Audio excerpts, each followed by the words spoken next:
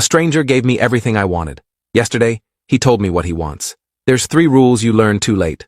Rule 1. Desperate people make deals they don't understand. Rule 2. Perfect gifts always have invisible prices. Rule 3. When someone says they want nothing in return, they're lying about the timing, not the cost.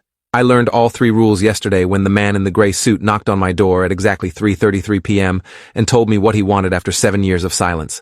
But I should start at the beginning, back when I thought finding $50,000 in unmarked bills on my kitchen table was the universe finally cutting me a break instead of the first payment on a debt I didn't know I was accumulating. It was 2017, and I'd just been diagnosed with stage 3 lymphoma while working a job that barely covered rent, let alone chemotherapy that cost $8,000 per round.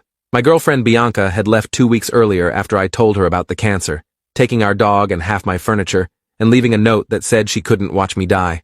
My brother Holden wouldn't return my calls because I'd borrowed money from him 3 times already and never paid it back. I was 31 years old and facing either bankruptcy or death, probably both, when I came home from my first chemo session to find my apartment door unlocked and stacks of $100 bills arranged in neat rows across my kitchen table. No note, no explanation. Just $50,000 in cash sitting there like someone had forgotten it, except the bills were pristine and sequential and obviously placed there deliberately. I should have called the police immediately. That's what normal people do when they find mysterious money in their locked apartment. But I wasn't normal people anymore. I was dying people. The kind who calculate how many months of treatment 50 grand could buy and decide that questions about origins are less important than not dying at 31. So I took the money to the bank in a duffel bag and deposited it in increments small enough not to trigger federal reporting requirements, a technique I'd learned from a documentary about money laundering. The bank teller looked at me suspiciously when I made the 3rd deposit of $9,000 in as many weeks, but she processed it without asking questions. I used the money for chemotherapy and rent and buying back some furniture so my apartment didn't look like I'd been robbed, which technically, I guess I had been, except in reverse. The cancer went into remission after 9 months of treatment I never could have afforded without that mysterious cash. My oncologist, Dr. Saffron, kept talking about how lucky I was to have caught it early enough and had good insurance, except I didn't have good insurance at all, just a stranger's money that had appeared exactly when I needed it most. I waited for police to show up with questions about laundered drug money or stolen cash. I waited for someone to demand the money back with interest and threats, but nobody came. The money stayed deposited and legitimate, and gradually I convinced myself it had been some kind of accounting error by the bank, that somehow 50 grand had glitched into my life through bureaucratic confusion that benefited me. Stupid, I know, but dying makes you want to believe in miracles. 2 years after remission, I was working as an assistant manager at a sporting goods store when the woman in the red dress came in looking for hiking boots. She was probably mid-50s with silver hair cut short and eyes that looked like they'd seen things they couldn't forget. She spent 40 minutes trying on different boots while I brought out boxes and made small talk, until finally she leaned close and whispered that my student loans from college had been paid off in full and I should check my account. I thought she was crazy and told her I didn't have student loans anymore, which was technically true because I'd defaulted on them years ago and destroyed my credit. She smiled like I'd said something funny and left without buying anything. And when I checked my email during lunch break, there was a notification from the Department of Education saying my $37,000 in defaulted loans had been satisfied by a third-party payment and my credit score had been restored. I tried to find the woman in the red dress by checking security footage, but the cameras had somehow stopped recording during the exact 40 minutes she'd been in the store. My manager showed me the gap in the footage and said it was a technical glitch, but the timestamp showed a perfect blank space surrounding her visit with precision that didn't feel accidental. I called the Department of Education 3 times trying to find out who'd paid my loans, but they said the payment had come through an anonymous third-party trust, and they couldn't disclose information even to me. My credit score jumped 200 points overnight. Companies started sending me pre-approved credit cards. I could suddenly rent better apartments and get approved for car loans. Someone had purchased my financial freedom with money I never asked for and couldn't return. That same week, my landlord called to say my rent was being reduced by 30% because a housing subsidy program had randomly selected my unit for assistance. I checked with other tenants, and nobody else had been selected. Just me. Just the guy who'd mysteriously had his student loans paid off by a stranger in a red dress who didn't appear on security cameras. I started writing down everything unusual that happened, trying to find a pattern or identify who was helping me and why. The list grew quickly. My car needed $2,000 in transmission repairs, and the mechanic called to say someone had anonymously covered the bill. I got promoted at work despite being qualified for the position, and later my manager admitted she'd received a recommendation letter about me from someone she couldn't identify or remember meeting. My brother Holden called to apologize and offer me money, saying he'd felt guilty about abandoning me during cancer, though we'd barely spoken since my diagnosis ended. By 2021, I was making decent money and had moved into a better apartment when I met Delilah at a coffee shop. She was reading a book about theoretical physics and drinking tea without sugar, And when I asked her about the book, she explained quantum entanglement, like she was describing what she'd had for breakfast. We dated for 6 months before she told me she'd just been offered her dream job at a particle physics research facility in New Mexico and would be moving in 3 weeks. I was devastated, but trying to be supportive when she called me crying 3 days later to say the job offer had been rescinded because their funding fell through. Then the next day, she called again, ecstatic, because the facility had just received emergency funding from an anonymous donor and her position was reinstated with a higher salary. We got married 4 months later in a small ceremony neither of us could really afford until my grandfather, who I'd met twice in my life, died and left me $25,000 in his will, despite having 13 other grandchildren he actually knew. The pattern was becoming impossible to ignore. Every time I wanted something, some invisible force arranged circumstances to give it to me. When Delilah and I talked about buying a house, I received notice that I'd inherited partial ownership of a property from a distant relative I didn't know existed, and selling my share gave us exactly enough for a down payment.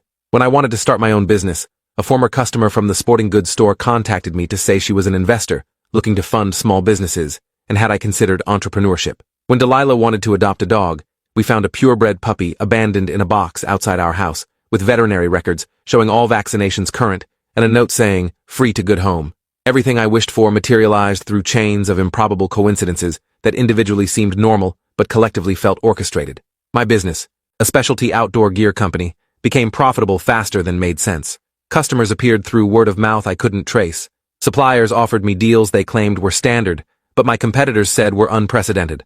A business magazine featured my company in an article about successful small businesses, generating enough publicity to triple my revenue in 6 months. Delilah got promoted to senior researcher and published papers that earned her recognition in her field.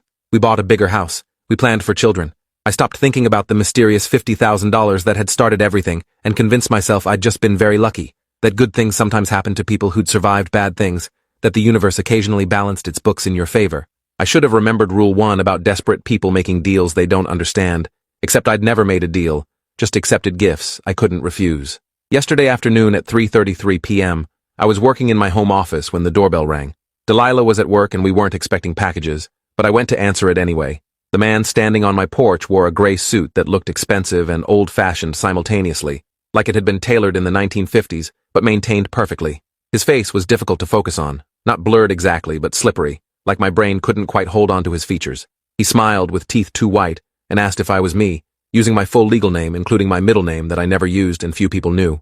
When I confirmed, he said we needed to discuss payment for services rendered, and could he come inside to talk privately.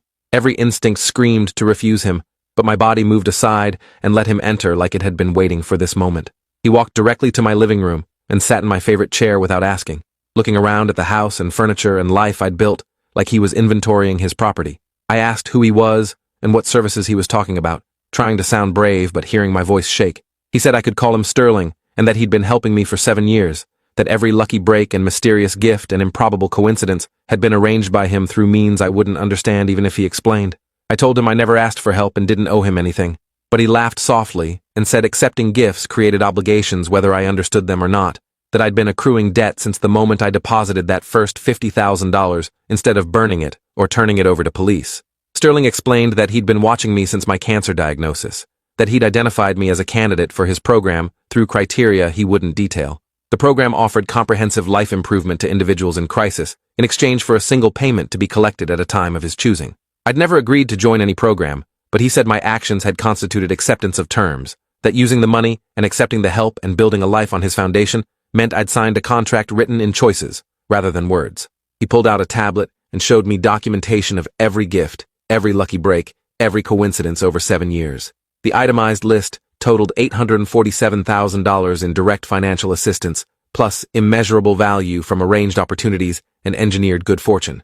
The interest rate was 0%, because he said financial interest was crude when dealing with human debt, but the principal was due now, in full, in the only currency he actually wanted. I asked what currency that was while my hands clenched the armrests of the chair where I sat.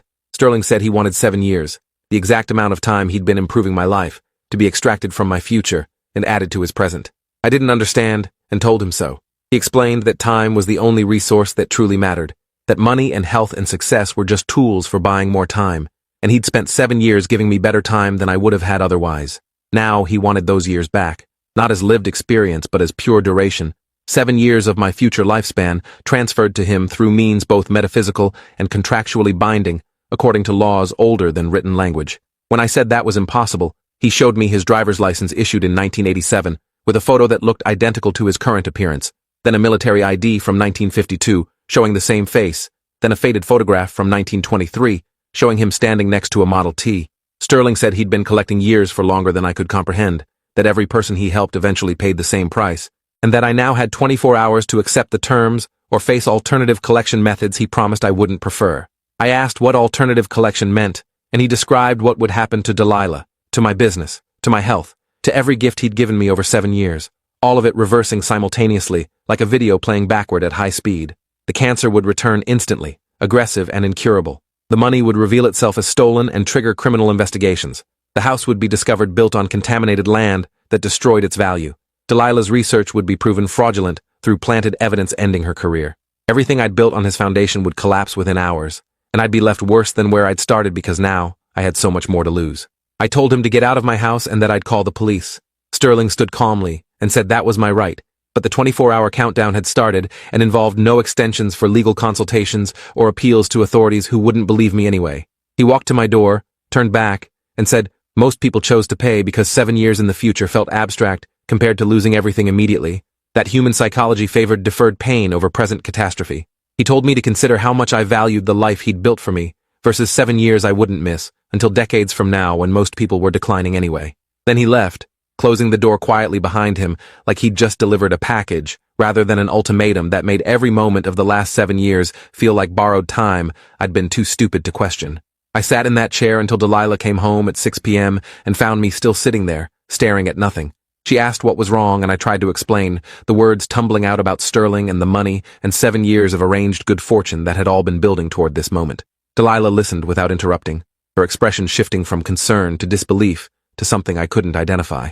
When I finished, she was silent for a long minute before asking if I'd started taking any new medications or supplements that might cause hallucinations. I showed her the documentation on Sterling's tablet that he'd left on the coffee table, except the tablet was gone and I had no proof it had ever existed. Delilah suggested gently that I should call Dr. Saffron about possible cancer recurrence affecting my brain, that paranoid delusions sometimes indicated neurological problems. I spent that night searching for any trace of Sterling online and finding nothing. No social media, no business records, no evidence he existed outside my memory, and the gifts I couldn't explain any other way. Delilah slept beside me while I lay awake, calculating what 7 years meant, whether I'd even noticed them missing from age 68 to 75, whether dying at 68 was a reasonable price for the life I'd lived since 31. By 3 a.m. I'd convinced myself Sterling had been a hallucination, that the stress of success had triggered some psychological break that manifested as a debt collector for good fortune. I finally fell asleep around 4 a.m. and dreamed about signing contracts in invisible ink that became visible only when you tried to run away. I woke at 8 a.m. to my phone ringing with a call from a number I didn't recognize. A woman's voice said she was calling from the IRS regarding irregularities in my business finances, and I needed to come to their office immediately with all records from the past 7 years. My stomach dropped. I called my accountant, who said she'd just been contacted by the IRS, asking detailed questions about the angel investor who'd funded my business startup, except she had no records of any angel investor because I'd told her I funded everything through personal savings. I checked my business bank account and saw a pending investigation freeze on all funds. Delilah called minutes later, crying, saying her research facility had suspended her pending an ethics investigation about falsified data in her published papers, accusations that made no sense because she'd never falsified anything. Sterling had started his alternative collection. I called the number on the business card he'd left, which I'd thought didn't exist until I found it in my pocket despite checking that pocket repeatedly the night before. He answered on the first ring and asked if I was ready to accept terms. I said I'd pay whatever he wanted if he'd stop destroying my life. Just tell me how the transfer worked. Sterling said to meet him at the same coffee shop where I'd met Delilah, that the location had symbolic significance he found aesthetically pleasing. I drove there at 10 a.m., running 2 red lights and ignoring speed limits, because every minute felt like another brick being removed from the foundation of everything I'd built. Sterling sat at a corner table drinking tea that smelled like flowers and copper. I sat across from him and said I agreed to his terms. Just stop ruining my life and take what he wanted. He smiled and said the ruination would cease immediately once the contract was executed, that he took no pleasure in destruction, only in collection. He pulled out a piece of paper that looked old enough to crumble, covered in text that hurt to read directly, like the words shifted when I focused on them. Sterling said I needed to sign using my blood because symbolic gestures mattered in transactions this old, and handed me a silver needle that looked more like a medical implement than a weapon. I pricked my finger and signed my name in blood that dried instantly into the paper like it had been absorbed rather than just stained. The moment my signature was complete, I felt something like a thread being pulled from my chest, an invisible extraction of something essential. Sterling folded the paper carefully and put it in his jacket pocket, then said the 7 years had been collected from my future and added to his present, that I would die exactly 7 years earlier than I would have otherwise, but wouldn't remember this conversation once I left the coffee shop. Everything would return to normal, all investigations would disappear, my life would continue as if Sterling had never existed, except for a vague sense of unease I'd probably attribute to stress. He thanked me for my time and stood to leave, but I grabbed his arm and asked why he was doing this, what he did with all these collected years. Sterling looked at me with something almost like pity, and said that the universe was inefficient, distributing time equally to people who'd waste it, while others who'd use it well died too young.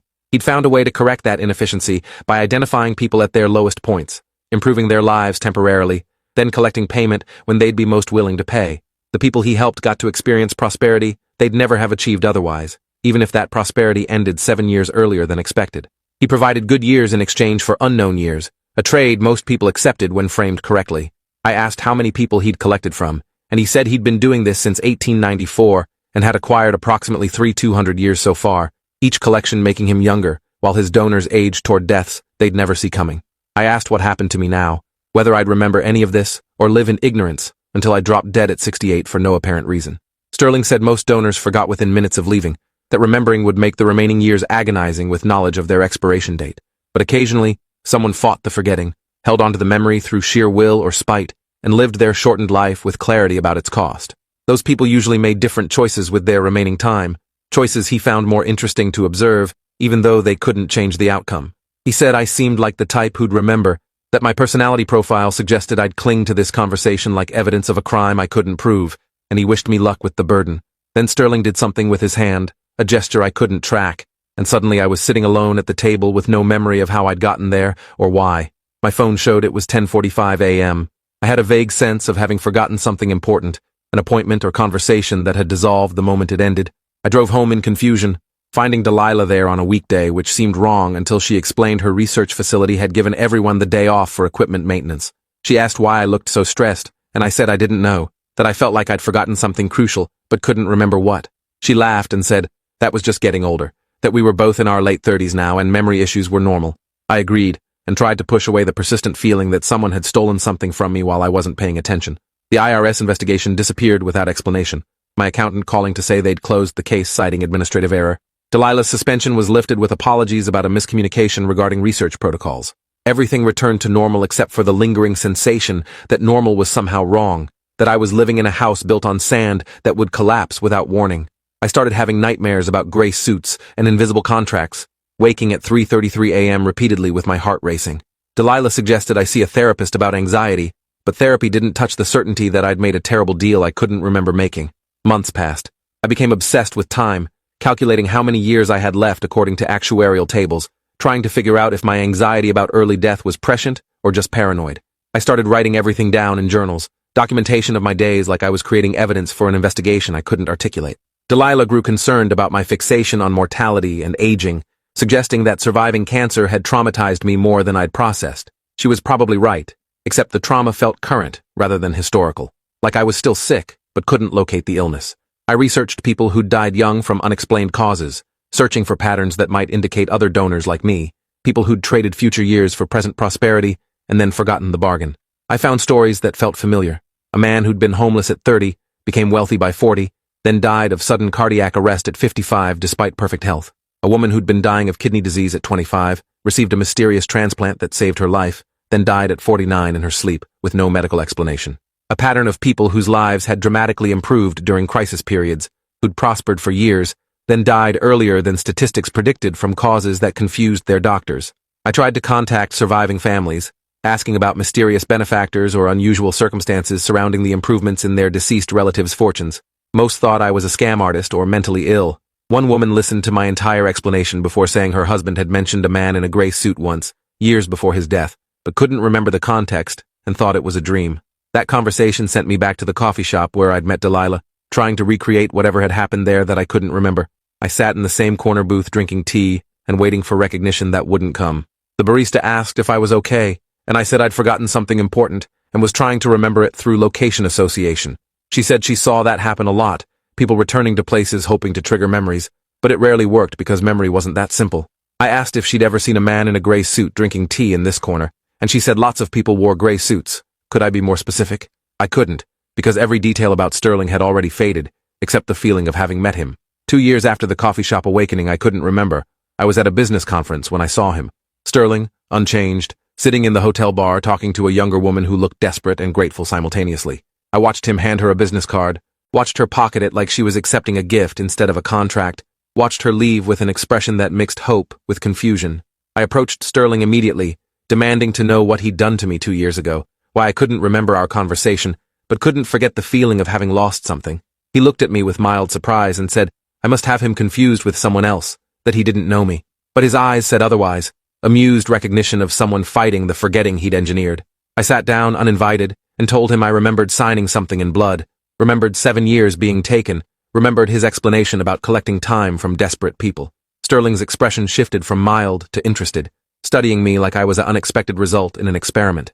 He asked how much I remembered exactly, and I described what I could, which was more sensation than detail, more certainty than specifics. He said I was remarkable, that in 130 years, only 7 people had fought past the forgetting enough to retain meaningful fragments, and all 7 had made similar choices with their remaining time. I asked what choices, and he said they'd stopped living for the future and started living for the present, understanding that their time was limited in ways other people only pretended to accept.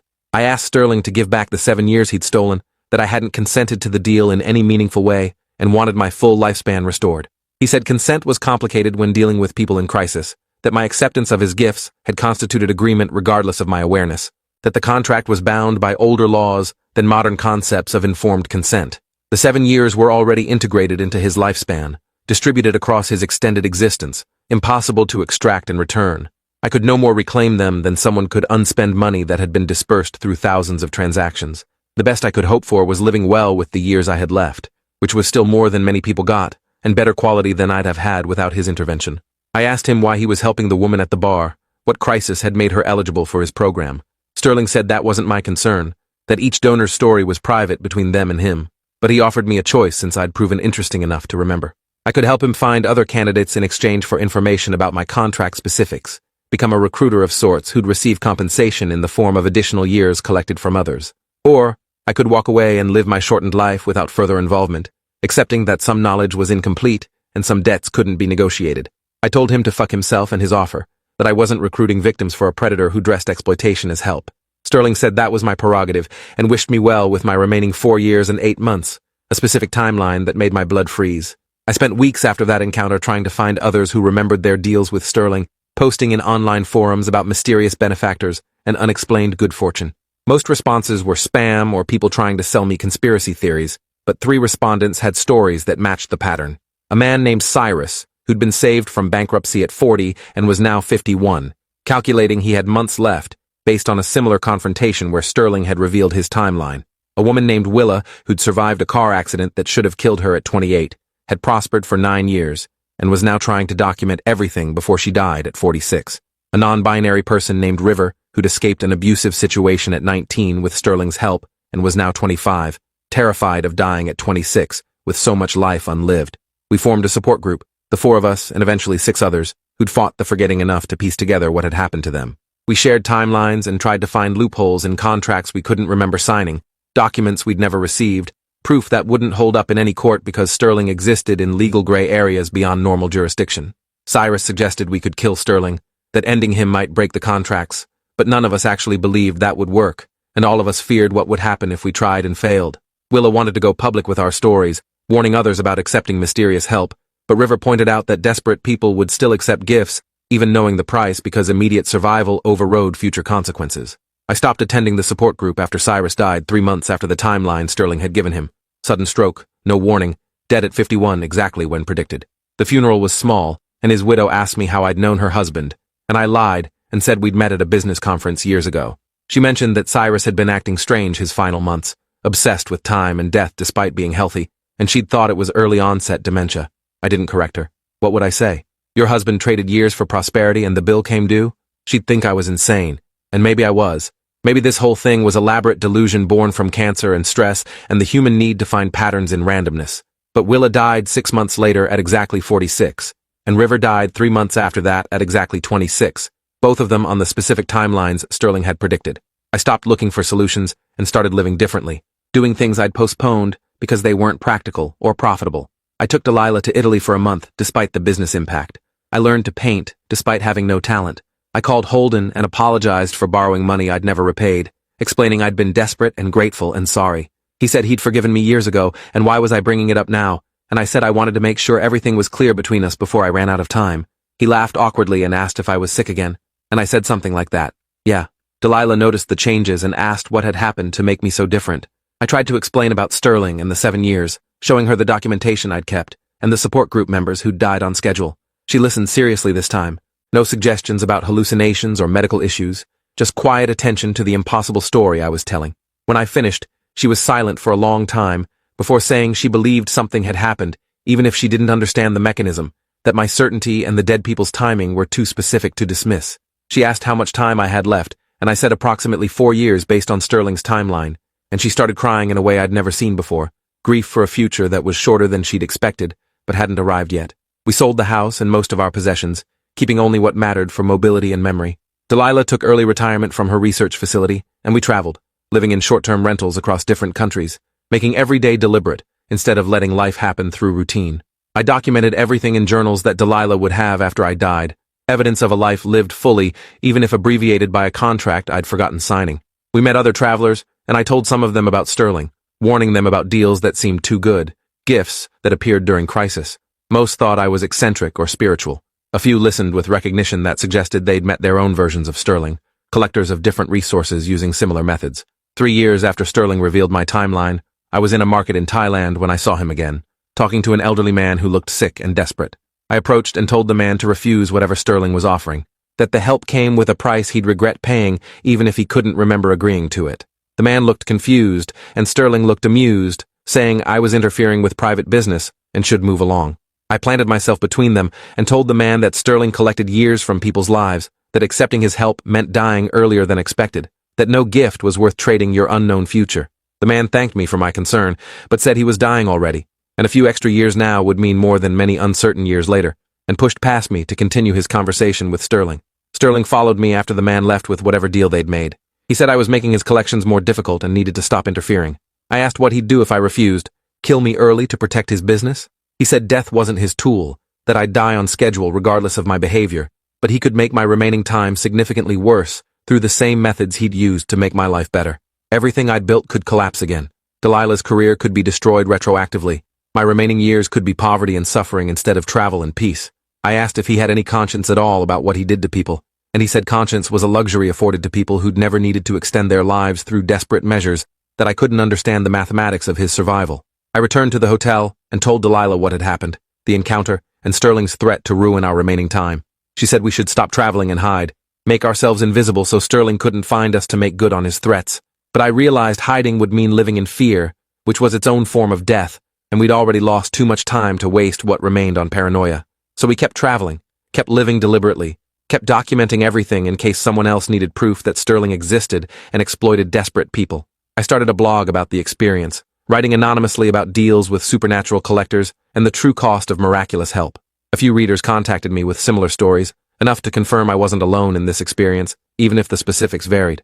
My final year arrived faster than years should move, each month telescoping into weeks that felt like days. Delilah suggested we go home for the end, that I should die surrounded by familiar things, but I wanted to keep moving until I couldn't anymore.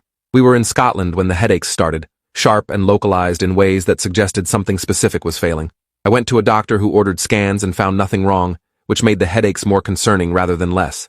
2 months before Sterling's predicted timeline, I collapsed during a hike, and Delilah called an ambulance. The hospital ran every test available and found nothing that explained the collapse or the ongoing symptoms that felt like systematic shutdown.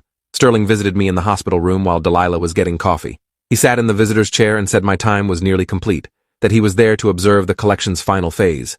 I asked if he felt anything watching people die on schedules he'd engineered, and he said he felt satisfaction at the precision, that fulfilling contracts to the exact moment proved the system worked perfectly. He said most donors forgot entirely and died confused about their sudden decline, but I'd remember until the end, carrying knowledge that most people lived without. I asked what happened after collection, whether death ended my obligation or if something continued, and Sterling said he didn't know, that his interest ended when the years transferred, and whatever came after was beyond his expertise or concern. Delilah returned before I could respond, and Sterling was gone like he'd never been there, though the chair was still warm. She asked if I'd been sleeping, and I said I'd been visited by the person who'd arranged my premature death, which sounded insane out loud, but she accepted without question after 3 years of living with my timeline. We spent my final weeks in that hospital room doing everything we could do from a bed, watching movies, talking about memories, making plans for Delilah's life after I was gone. She wanted to continue documenting Sterling, warning others, maybe finding a way to break his contracts or expose him to authorities who'd believe. I told her it wouldn't work, that Sterling existed in spaces between laws and consciousness, but she could try if it helped her grieve. I died on the exact day Sterling predicted, 3:33 p.m. on a Thursday in April, surrounded by equipment that showed nothing specifically wrong beyond systematic organ failure. Delilah was holding my hand, and I used my last conscious words to tell her that the time I'd gotten was worth the price, that 7 fewer years of good life beat many more years of desperate suffering, that Sterling's deal had been fair even if the terms were hidden. She was crying, and said that wasn't true, but I meant it. I'd lived better because of Sterling's intervention, even knowing the cost. Maybe that made me complicit in my own exploitation, or maybe it just made me human. But here's the thing they don't tell you about deals with supernatural collectors. Death isn't always the end of consciousness. Sometimes you wake up somewhere else, somewhere that looks like the coffee shop where everything started, sitting across from Sterling, who's smiling like he's greeting an old friend. He said I'd completed my contract perfectly, and now had a choice to make. I could move on to whatever came next, released from all obligations and debt. Or I could stay and work for him, collecting years from other desperate people in exchange for extending my own existence indefinitely. The position paid well, and offered job security that transcended mortality, though it required comfort with exploitation and patience for watching people die on schedule. I asked what happened to most donors who reached this choice point, and Sterling said 90% chose to move on, accepting that their collection was complete, and whatever came next couldn't be worse than serving as a collector. But 10% stayed, recognizing that extended life through collection was still life, still experience, still time to exist in whatever form the job demanded.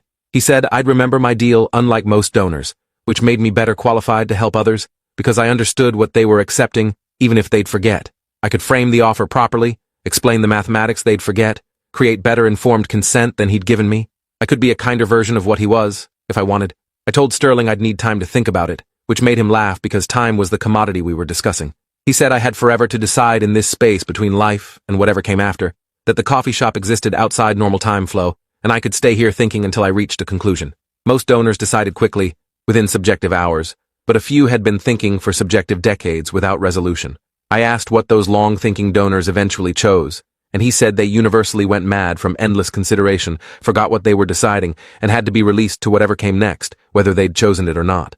Consciousness required purpose and decision, and eternal deliberation dissolved both until nothing remained except static. So I'm sitting here in this coffee shop that isn't a coffee shop, in this space between life and whatever's next, trying to decide if extending my existence through exploiting desperate people is worth having existence at all. Sterling is at another table talking to someone new, a woman who just died and now faces the same choice I'm facing.